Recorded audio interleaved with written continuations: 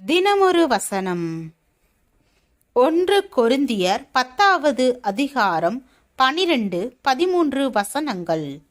இப்படி இருக்க தன்னை நிற்கிறவன் என்று எண்ணுகிறவன் விழாதபடிக்கு எச்சரிக்கையாயிருக்க கடவன். மனுஷருக்கு நேரிடுகிற சோதனையே அல்லாமல் வேறே சோதனை உங்களுக்கு நேரிடவில்லை. தேவன் உண்மையுள்ளவராயிருக்கிறார்.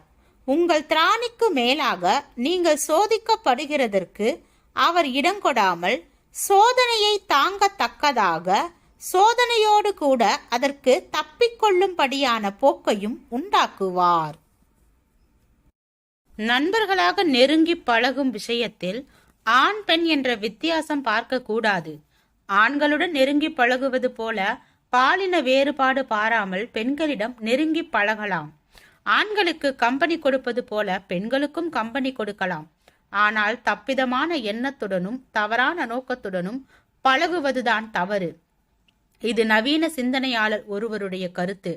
இவர் பல பெண்களிடம் நெருங்கி பழகினாலும் எந்தவித தவறும் நிகழ்ந்ததில்லை என்று சாதனையாக கூறுகின்றார். ஒருவேளை இவருடைய இந்த பரந்த சிந்தனையும் கருத்தும் இவர் விஷயத்தில் சரியாக இருக்கலாம்.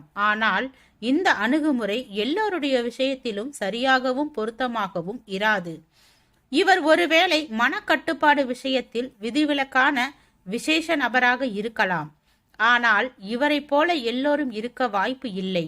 எனவே இவருடைய இந்த கருத்தை நல்ல ஒரு கருத்தாக யாருக்கும் கொடுப்பது நல்லதல்ல. யாரும் இதை ஏற்பதும் நல்லதல்ல.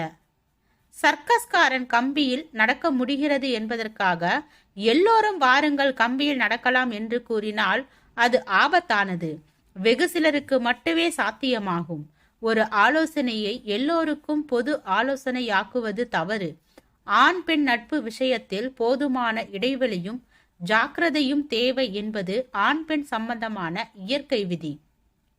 ஆண் பெண் நெருங்கின நட்பு நிலை என்பது பஞ்சையும் நெருப்பையும் ஒரே இடத்தில் நெருக்கமாக வைக்கின்ற ஒரு செயலாகவே இருக்கும்.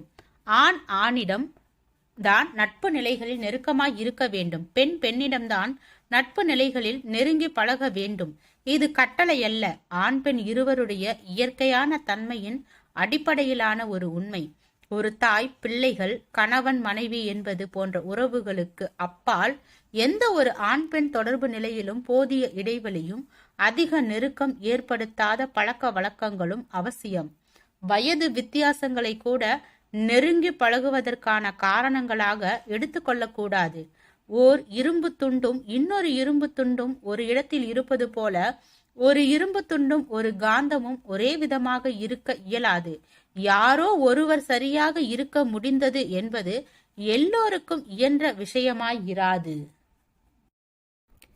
ஜெபம். தேவனுக்கு ஸ்தோத்திரம். தேவனே, நாங்கள் சுய கட்டுப்பாடுடன் உமது சித்தத்திற்கு கீழ்ப்படிந்தவனாக வாழ கிருபை பாராட்டும். ஆமென்.